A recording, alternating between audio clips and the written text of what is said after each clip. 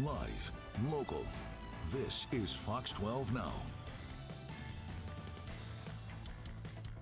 Everyone, welcome to Fox 12 Now. I'm Greg Nibbler. Thank you for joining us. Of course, if you watch this show every week, you know on Thursdays around 1:30, we're joined by Eric Goranson from around the house Northwest, always with some great advice. Thanks, man. Some good things to talk about, some good tips and tricks that you can share with everybody. And of course, we are live streaming on Facebook, YouTube, our website, and our apps. Don't forget to download the Fox 12 Oregon app if you haven't done it. It's a great way to watch all of our segments, the other things we do at Fox 12 Oregon, and of course, some around the house Northwest. So lots of things to watch and on all of those. But today, you know, if you're watching this live, it's pretty nice outside right now, and I'm sure a lot of people, with some of the nice weather that's come around, have been thinking about barbecuing, and it's time to talk about, I guess, some tips and tricks about that. Yeah, absolutely, man. It's for a lot of people. I'm a 365-day barbecuer. You know, it's like in the snow, the wind, whatever. I'm out there doing it. But for many people, summertime, kind of that, you know, Memorial Day weekend is like the kickoff to barbecue season. So I got a lot of great tips and tricks here for you today. And the first one is have a good recipe. Yeah. Track it down. Figure out what you want to cook. I mean, dogs and burgers are pretty easy. That's not much to it. But if you're like diving into ribs, you're going to dive into some, you know, chicken wings or something like that, start out with a great recipe. And I have a secret one for you. Go over to AmazingRibs.com. It's the largest kind of barbecue site in the country. And so they've got all the big experts in the country contribute to that.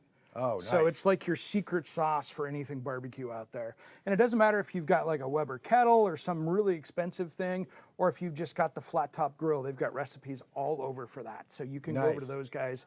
It's Meathead's AmazingRibs.com. He's one of the big authors out there and one of the big barbecue experts. And so he's got all these people that contribute. So it's a great place to start out with the recipe. So get that down first, or just try to wing it and throw something together. I mean, you can wing it if you're adventurous and you're experienced. That's one thing. But sometimes winging it when you're a rookie isn't the best. Right. You know, and next up is, no matter what kind of barbecue you have, keep it clean. Yeah. You know, so many times we see fires and stuff like that, whether it's a, you know, it could be a pellet grill, it could be a Weber kettle like your grandfather's had, you know, or it could be that gas grill. But if you keep it clean, and don't clean it right before a big barbecue, because sometimes you'll get some of that, you know, taste out of it. It's kind of like cleaning your self-cleaning oven right before your Thanksgiving. Not a good plan, but if you keep on top of that, you won't have as many fires, and that grease fire can cause a big issue if it gets out of control. Yeah, so definitely a good idea. So keep that clean, come up with a good recipe, or find a good recipe at least before you get started. And what else do people know? The biggest mistake people make usually is temperature control. Yeah. You know, too hot, too cool, your timing's off, whatever. And one of my favorite little tools out there is called Meter. It's a probe that you can put into a steak, piece of chicken, whatever, and then you bring your phone up and it's got an app. Oh, nice. And so you can keep the lid closed. You're not always taking it open to put a temperature probe in it. So you can keep the lid down, keep the heat on it, so you're not always letting it out by opening the top of the grill. And so you can get those with 2-3 different probes in there. And it just runs off the app. It's rechargeable, so it just goes in there like it's just a probe.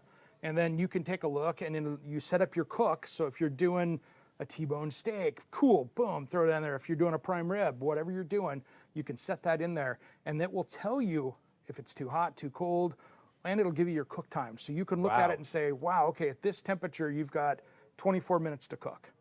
And then it'll tell you once it gets close, it'll say, okay, this is, you know, if you want it medium rare to well or whatever, it'll tell you the time to remove it from the heat. Oh, man. And then it'll also remind you of what that rest period would be.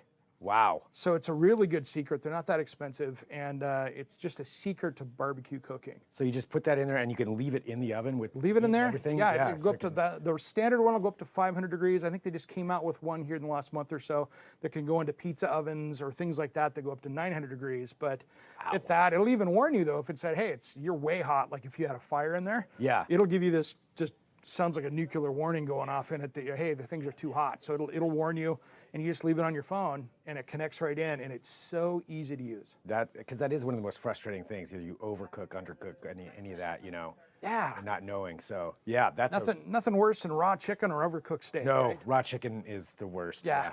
Yeah. So it's bad. So that's an easy one right there. And then, you know, now's the time out there if you're out grill shopping to take a look at, because there's so many different things, and there's been some big changes in the grill industry out there as well. you know, you get what you pay for with grills, but there's some new ones in there that are kind of in that $1,000 and under range that are really cool, that are starting to put on some of the accessories and those pieces that you saw in the $3,000 or $4,000 grills that are now coming in, like the lighted knobs and those kind of things, and built-in temperature probes. There's a lot of those now that are coming into those lower grills that are, you know, glass doors on it so you can see. Yeah. Those kind of things you're starting to see that were real high end, but now that's kind of coming down into the lower end of the market, or that mid range. So nice. You know, $200 grill is probably not going to last you more than a couple of years, because that's kind of what you see now when you go into the home improvement store. They're pretty thin, but once you get up into that kind of $1,000 and under, you start getting into those grills that if you take care of them will last a handful of years, and you might be able to get replacement parts for them. Oh, nice. Yeah. So get some of those accessories and get the nice parts in. Yeah. You're not replacing it every couple of years. Yeah, absolutely. Yeah. And then, you know, think about the fuel you're going to use when you're out there shopping. Do you want pellets? You know, that takes its own maintenance. Do you want to have just a charcoal or a lump charcoal type grill? You know, those Weber kettles, you can buy those. They'll last you decades, because you can just run down to any home improvement store, get a new grade or a new piece, and you're good to go. So if you want old reliable, that's not a bad way to go. Right. You know, so that's another way to go. And good one, you know, small travel, you know, bring it down to the what beach. size you need, right? Yeah. Yeah. Yeah. And you can get the little tiny ones, they're little hibachi types things to take to the beach, the tailgate party, or you can get the big one that's got all the sear burners and the rotisseries and whatever you want. Yeah. Yeah. You know, so all kinds of different options. Yeah, there's tons of things. If you want to build them in, if you're doing that outdoor kitchen, there's a lot of neat stuff out there now, from pizza ovens to, you know, really nice grills. Blaze makes one that I'm going to be putting in my house pretty soon here that's got the lights on the inside, so when you open the lid up and you're barbecuing at night, there's lights inside the grill, actually. Nice. So, and then you start getting to, when you get into those nicer ones, you're getting all the stainless steel parts and stuff that really gets you that 10, 15, 20-year warranty that really lasts. That'll last. Yeah, and that's one of the things. I mean, I like something that lasts. I do like incorporating tech and some of the newer gadgets. I mean, all that stuff is fun to utilize in there. Any other good advice for that? I mean, you've covered a lot. That's a lot right there, but you know, and then just pay attention to what things burn. You know, some people will put on the sauces too early, or they'll put pepper on too early, and those things tend to burn off in the grill. So pay attention to what oils you're using and all those different things, because that can make a big difference as far as what it is. That can add that kind of just crispy, not great taste to it. Yeah. So if you use a burn that has a low smoke temp, you know, an oil, that'll burn and give you that taste. So that's one of those things that really gets you. So be careful with stuff that'll burn. Well, a lot of great stuff there, and so good advice for everybody. And I think we've got to hop off here in just a minute, but I do want to do just a quick, quick for Around the House Northwest. Okay, yeah, looks like, well, when, where, and how can people watch Around the House? All right, Fox 12 Plus, 10 a.m. Saturday morning, and then 6 o'clock on Sunday night. We want to see you there. All right, thank you so much, Eric. Always good to have you on here, and thanks for watching. This is Fox 12 Now.